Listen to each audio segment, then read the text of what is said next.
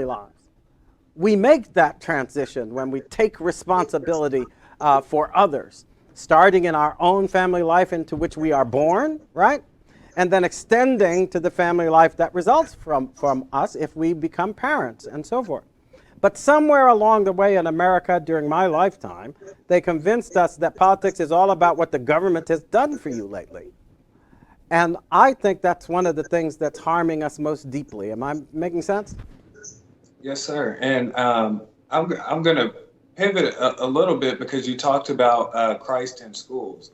And so I'm 25 years old, so the world looks a little bit different than when you were in school. Uh, but the thing is, we have taken Christ, as I said earlier, America was founded on biblical values and God, and it was centered in that. And so when you intertwine those things, it works. And that's how we grew to be the nation that is the beacon of freedom and hope. And so once you unwind that, America starts to unwind. And so whenever we take God out of things, we start noticing that God isn't in things. And so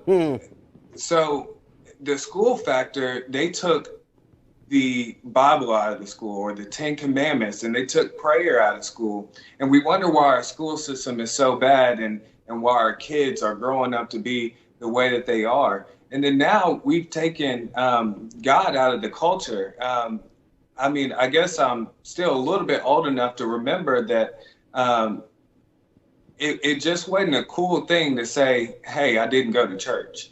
That's something that you would just discuss privately or different things like that. But the church was the center of the town square. Yeah. And now we have taken that out, and the government tells us what's moral, and the culture tells us what's moral. And that's why there's so many battles over the presidency or battles over litigation, is because now people see those fears as the moral high ground. And we have to take that back. We have to take the cross and bring it back into the center of the town square and say, look, the church is the center of what's moral. Everything, even our law and our the law of the land is pretty much biblical.